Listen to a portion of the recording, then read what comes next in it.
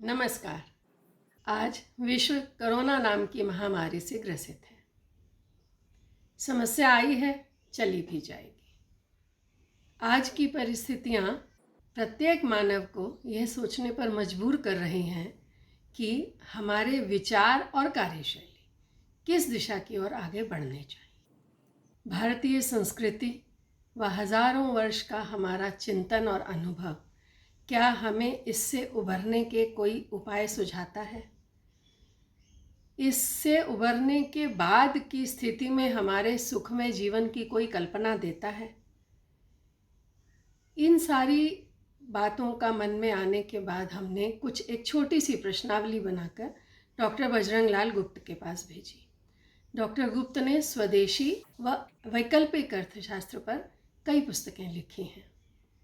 जाने माने चिंतक व अर्थशास्त्री डॉक्टर गुप्त ने हमारी प्रार्थना पर हमारी उन जिज्ञासाओं के समाधान के लिए एक संदेश रिकॉर्ड करके भेजा है। आइए सुनते हैं। विश्वव्यापी कोरोना महासंकट उसने भारत और समूची दुनिया के लिए अनेक तरह के प्रश्न खड़े कर दिए हैं। जहाँ संकट है वहाँ चुनौतियाँ भी, और ये भी सच है इस सारे दौरान में बहुत बड़ी संख्या में लोगों को कष्ट और कठिनाइयाँ सहनी पड़ रही है। परंतु ये संकट और ये चुनौतियाँ कुछ विचार करने का भी मौका दे रही है। भारतीय चिंतन, भारत का दर्शन, भारतीय सामाजिक सांस्कृतिक व्यवस्थाएं, भारत की व्यवहार शैली, ऐसा लगता है कि वर्तमान समय में इसको लेकर सब जानकार लोगों में, प्रबुद्ध लोगों में एक विचार चिंतन प्रारंभ हुआ है। क्या भारत की इन सब चीज़ों से इस संकट का निवारण करने में और आगे चल करके देश और दुनिया में एक सामाजिक सद्भाव, शांति, योग्य प्रकार का व्यवस्था बनाने में सहयोगी हो सकता है क्या? मैं इस समय पर मुख्य रूप से 3 आयामों की, 3 पहलुओं की चर्चा करूंगा। पहला विषय निकल करके आ रहा है, इस संकट में अनेक कारणों में से एक कारण है दोषपूर्ण जीवन शैली, उपभोग शैली, व्यवहार शैली। और अब ये मानने लगे हैं कि जो भारतीय पुरातन सनातन अनेक वर्षों की परंपरा में हम कुछ सामान्य चीज़ों का पालन करते थे। भोजन से पहले हाथ धोना, भोजन के बाद में हाथ धोना। नई जीवन शैली ने इस सबको दकियानूसी करार दे करके और उन चीज़ों को नकार दिया। ये बार बार हाथ धोने की बात आ रही है। हमारे यहाँ इस बात को कहा गया कि सामान्य सफाई और सोशल डिस्टेंसिंग बनाना ये परंपरा का हिस्सा होना चाहिए। इसलिए नमस्ते हमारे युगानुरूप चला आ रहा है। हाथ मिलाने को, एक दूसरे को गले में डालकर मिलने को, एक दूसरे को किस करने को भारत की परिस्थिति ने, भारत की व्यवस्था ने कभी अच्छा नहीं माना। अब धीरे धीरे दुनिया के तथाकथित विकसित देश भी इसका महत्व समझने लगे हैं। आहार एक बड़ा विषय है। क्या भोजन करना, किस समय भोजन करना, किस प्रकार से भोजन करना, भोजन किस प्रकार बनाना, इस नई आधुनिक जीवन शैली ने दिनचर्या ही बिगाड़ दी। देरी से उठना, देर तक सोना, असमय पर भोजन करना, भोजन करके तुरंत सो जाना। इसके कारण से, आहार दोष के कारण से बहुत सारे वायरस बॉडी में आ रहे हैं और बॉडी उनसे लड़ने की क्षमता, जिसको प्रतिरोधक क्षमता आजकल इम्यूनिटी बोल रहे हैं, वो धीरे धीरे करके कम हो रही है, समाप्त हो रही है। अब चाहे अनायास ही कहें, लॉकडाउन के इस पीरियड में सब लोगों को घर में ही बंद रहने के लिए मजबूर कर दिया है। और जो लोग स्वयं अपना काम नहीं करते थे, मैं ऐसे बहुत सारे परिवारों को जानता हूँ, आपको भी ध्यान में आया होगा, सब काम अपने हाथ से करने लगे। और अपने हाथ से किया हुआ काम अधिक शुद्ध होता है, अधिक प्रेममय होता है, अधिक रसमय होता है। तो ये काम बढ़ा है और इसमें से भारत की परिवार व्यवस्था, कुटुंब व्यवस्था, इसका महत्व धीरे धीरे लोगों को ध्यान में आने लगा है। किस प्रकार से इस परिवार व्यवस्था को हम फिर से पुनर्स्थापित कर सकते हैं, संभवतः ये हमको एक मौका दे रहा है। इतना ही नहीं, हवा और प्रकाश का ख्याल रखना। हमारे यहाँ भगवान सूर्य को देवता मानकर जल चढ़ाने का एक परंपरा रही है, वो तो शायद निमित्त बनाया होगा। इस बहाने व्यक्ति सवेरे उठ जाए, सूर्य का दर्शन करे, सूर्य की किरणें बॉडी पर पड़ने के कारण से विटामिन डी की कमी वो दूर हो जाती है। इस प्रकार से हमारे यहाँ के बहुत सारी चीज़ें, हमारे देश की किचन तो छोटी मोटी आयुर्वेद शाला ही रहती है, उसमें प्रयोग किए जाने वाले अनेक प्रकार की वस्तुएं, वो वस्तुएं बहुत सारे बीमारियों से लड़ने की ताकत सहज रीति से व्यक्ति को देते हैं। इसलिए मुझे ऐसा लगता है कि इस वर्तमान समय में हमको फिर से भारत की जीवन शैली के संबंध में विचार करना चाहिए। वो विचार करेंगे तो ध्यान में आएगा, इस जीवन शैली में एक संस्कार का विषय बड़ा जुड़ा हुआ है।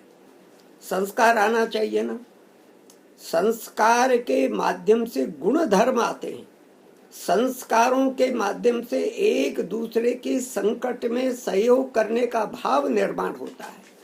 तो ऐसा कुल मिलाकर भारत की भोजन शैली, भारत के सोने उठने, खाने पीने, पहनने कपड़े के तौर तरीके, मकानों के बनाने से लेकर मकानों में रहने के तमाम चीज़ें, इस जीवन शैली के संबंध में इस वर्तमान समय में पुनर्विचार किया जाना चाहिए।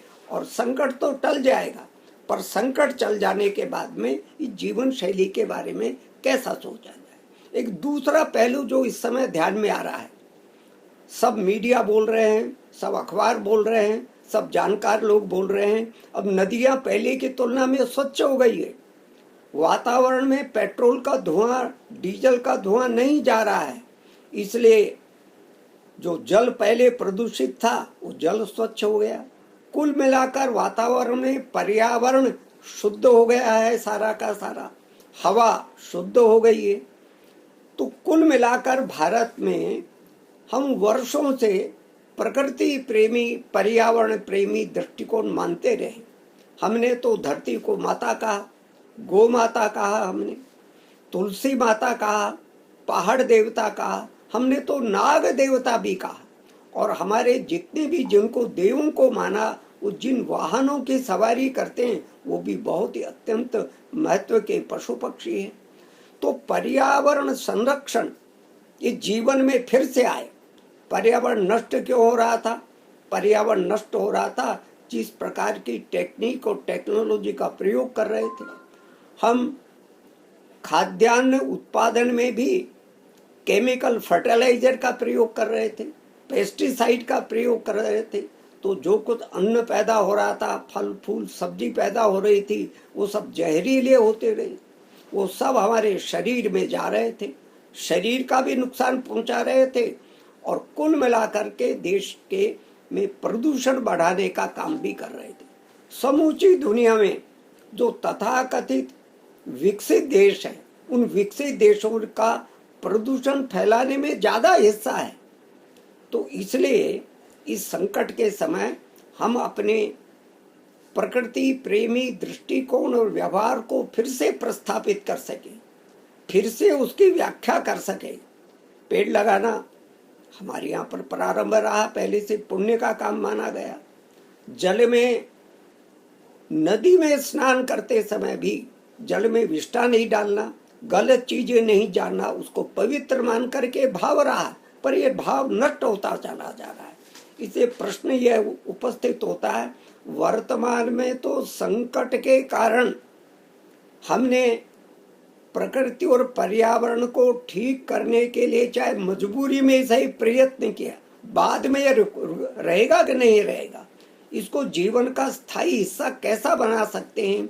इसलिए संपूर्ण व्यवहार के संबंध में, व्यवस्थाओं के संबंध में, परंपराओं के संबंध में पुनर्विचार करना पड़ेगा। ऐसा कोई व्यवहार, ऐसी कोई परंपरा उसको नहीं अपनाना चाहिए जो प्रकृति को नष्ट करती हो, पर्यावरण को दूषित करती हो। इंडस्ट्रीज के बारे में भी इस दृष्टि से पुनर्विचार करना पड़ेगा। घर के कूड़े कचरे के बारे में भी विचार करना पड़ेगा। तो एक दूसरा महत्व का पहलू जो इसमें से उभर कर आ रहा है वो है प्रकृति और पर्यावरण का। तीसरा महत्व पहलू मैं विचार कर रहा था कि तथाकथित विकसित देशों में कोरोना का कहर क्यों ज्यादा बढ़ा, और अगर हम बाकी भी देशों का विचार करेंगे तो बाकी के देशों में भी किन वर्गों को कोरोना संक्रमण की मार सबसे पहले होती है, जो अपने आप को विकसित देश कहते हैं, और समाज में भी, देश में भी जो अपने आप को अधिक सभ्य, अधिक संपन्न, अधिक विकसित तबका कहता है, वो ज्यादा संक्रमित है। कारण क्या है? विकास की गलत दृष्टि अपना ली हम लोगों ने, विकास का गलत प्रतिमान अपना लिया। विकास और प्रगति हमने किसको माना? जो अधिकाधिक उपभोग करके, प्रकृति को विनष्ट करके ज्यादा से ज्यादा उत्पादन करते रहे, उसको विकास का प्रतिमान मान लिया, विकास का रास्ता मान लिया। तो मुझे ऐसा लगता है कि वर्तमान समय में इस विकास के प्रतिमान के संबंध में भी, विकास की दृष्टि के संबंध में भी पूर्व विचार करना चाहिए। इसलिए स्वदेशी का प्रश्न आ रहा है, स्वावलंबन का प्रश्न आ रहा है। ये हम लोगों ने समूची दुनिया एक है, ये तो ठीक है, पर समूची दुनिया एक है इसके कारण से दुनिया की बड़ी बड़ी कंपनियों ने और संपन्न देशों ने छोटे देशों का और विकासशील देशों का शोषण करना प्रारंभ कर दिया। तो इस गलत विकास दृष्टि के कारण से शोषण बढ़ रहा है, विषमता बढ़ रही है। दुनिया के देशों के अंदर भी 20% वाले संपन्न देश और 80% वाले बाकी देशों के जीडीपी में, प्रति व्यक्ति आय में, उपभोग के स्तर में, व्यय के स्तर में जमीन आसमान का अंतर है। हमारे अपने देश में भी संपन्न देश और गरीब देशों के रहन सहन स्तर में, उपभोग के स्तर में एक और ऐसा बड़ा वर्ग है जिनको जीवन की अनिवार्य आवश्यकता नहीं मिल पाती, और दूसरी ओर ऐसा वर्ग है जो विलासिता में डूबा रहता है। ये देश के स्तर पर भी सच है और दुनिया के स्तर पर भी सच है। इसलिए विकास के रास्ते को फिर से पुनर्चिंतन करके नया रास्ता लाना पड़ेगा। इसमें गांव का महत्व आएगा, गरीब का महत्व आएगा, पशुओं का महत्व आएगा, पशुधन का महत्व आएगा। इस सब के आधार पर अगर अपन विचार करेंगे तो इस पुनर्रचना में भी आगे चल करके कोरोना संकट से विचार करते हुए और हम ठीक ढंग से नई रचना के बारे में, इसलिए जैसा मैंने प्रारंभ में कहा, ये कोरोना संकट है पर ये चुनौती भी है, ये कष्ट का कारण भी है, पर आने वाले समय में व्यक्ति और समाज का मंगल करने वाला रास्ता भी तलाशने में हमारी मदद कर सकते हैं। इस संबंध में पुनर्विचार करेंगे तो निश्चित ही इस संकट से उबर करके एक नए भविष्य के निर्माण की दिशा में हम आगे बढ़ सकेंगे। दधीची देहदान समिति या देहदान और अंगदान के विषय में जानकारी के लिए www.dehedan.org पर लॉगिन करें। हमारी समिति की गतिविधियों की नियमित अपडेट्स के लिए हमारा फेसबुक पेज देखें।